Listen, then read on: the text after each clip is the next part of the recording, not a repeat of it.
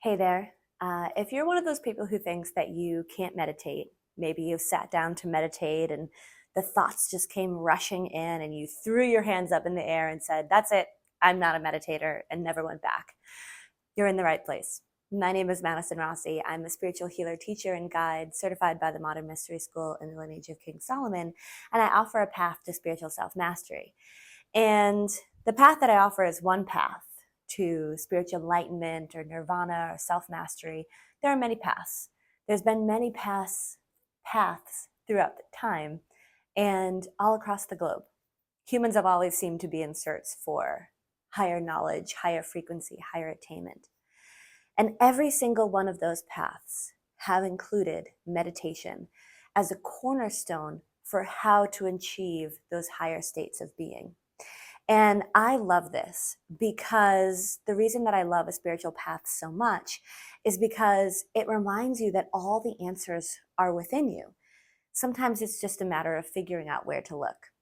And with meditation, you can really dedicate yourself to that inner self exploration to find the answers that are really true for you, that aren't coming from some external source.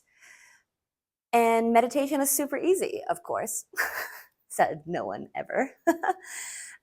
Meditation is hard, especially in this day and age where everything that we encounter is geared towards a very fast, rapid processing system. We're inundated with stimuli constantly, and it's changing constantly. So to sit with your own thoughts is difficult. That, along with growing up in a world where we're not taught how to process our thoughts or process our emotions in the moment, we're mostly taught to push them down in order to deal with whatever's at hand. And what happens is that all of those unprocessed or repressed thoughts and emotions just end up in our subconscious, and our subconscious mind ends up running the majority of the program that we're operating on a day-to-day basis. And then we end up what I like to call zombie mode or on autopilot, where you're just kind of going through the motions and not really actually processing in real time or experiencing real reality of what's going on, both with yourself and in your life. And then when you sit down to meditate and you face the internal landscape, is when all those thoughts start coming, and it's like, oh my God, I don't know what to do. But I also want to remind you that meditation is a skill, and just like any other skill, there's practices that you can employ that will allow you to get better at meditating. Think about the first time you tried to walk or ride a bike, or if you tried to learn an instrument or any other tool that you tried to use. The first time you did it, you probably weren't that good at it, and you probably failed many, many, many times before you started to gain some level of comfortability. And then that comfortability with consistency and dedication and application became a mastery. So meditation is no different. There's tools that you can use to get better at meditation, and it will be a practice that will grow over time. What I tell my clients is that the only wrong way to meditate is to not meditate. Even if you've had a meditation practice for years, sometimes you might sit down to meditate and just sit there and think for half hour, 45 minutes, an hour. And it's like, okay, I maybe didn't get the most out of that meditation sit, but I still sat and I still did the practice. And that it's not about being perfect, but it's actually the practice of attempting to be better than last time or better than you were yesterday, that will enable you to be perfect. You know, perfection is not a state of being to be attained.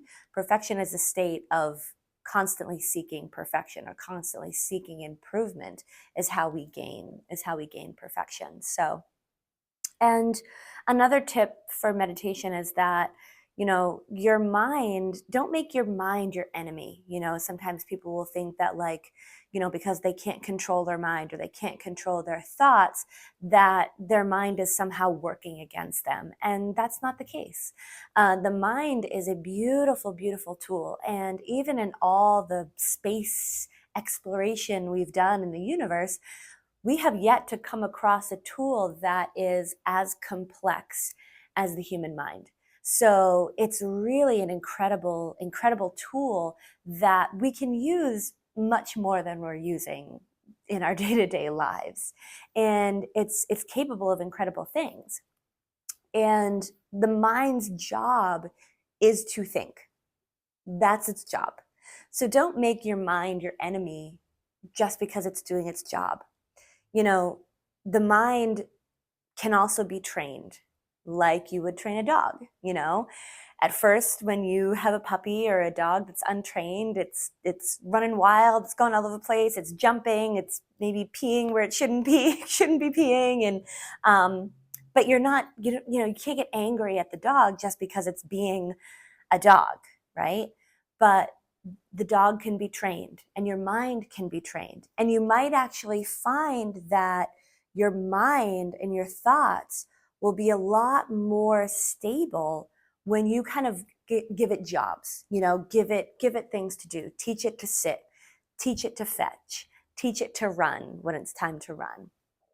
And that when you can get some level of control over your mind and control over your thoughts, and increase self-awareness and self-mastery in regards to like answering questions like, who am I, what is my purpose, what actually matters to me, where am I placing my energy and my focus, then you can tell the mind to go to work. Like, okay, I have this dream, or I have this vision, or I have this project that I want to complete, or a thing that I want to accomplish in my life, and say, okay, the mind's job is to figure out XYZ. Like, what is the plan?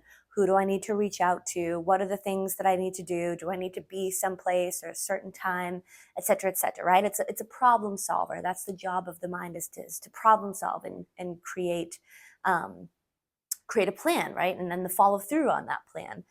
But if we're not in touch with that higher mind, that higher intelligence, and creating that higher drive in our life towards an aspiration, if we're just kind of in that zombie mode, getting up and doing the same things over and over again, then the mind starts to run circles around itself, like kind of creating its own problems because you haven't set it out to do some certain things. And that's where the mind can really start to trip us up.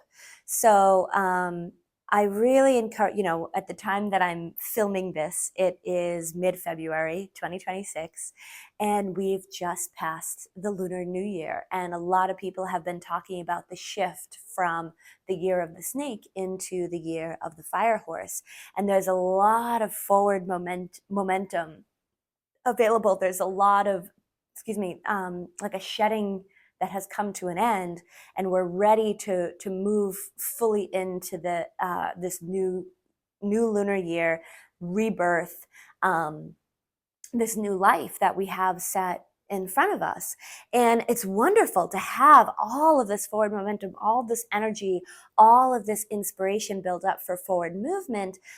But remember that we need an appropriate object or appropriate goal along with that intense forward movement, that intense desire, right? We want to have our energy directed in an appropriate way in order to elicit the response or the result that we want.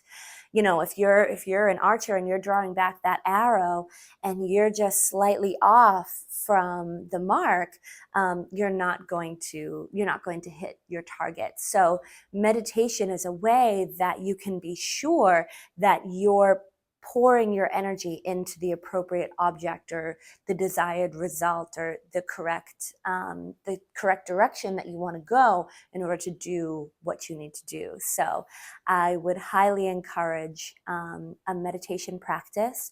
I am teaching a class called Learn How to Meditate in about a week. I have lots of pre-recorded meditations on my YouTube channel.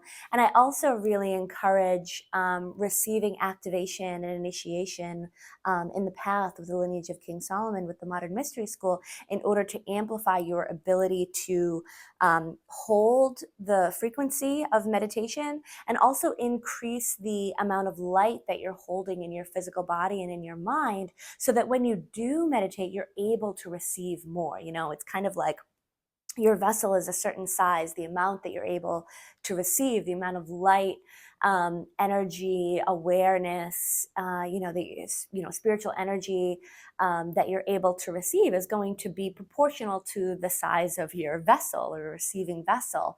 And with every step, with every activation, initiation on the path, we're increasing your capacity for light. And that's where we're able to see so much forward momentum and personal empowerment and self-mastery, is because your ability to receive and to hold and to stand in your power begins growing exponentially with every step. And it really pushes you forward out of any stuckness and forward towards your full potential. So again, my name is Madison Rossi. I have a light center here in Woburn, Massachusetts. There are Modern Mystery School practitioners all over the world who are more than happy to serve you in your path of progression. So if you'd like to learn more, you can follow my website, book a free consultation, come check out a class, and I hope to see you soon. Take care.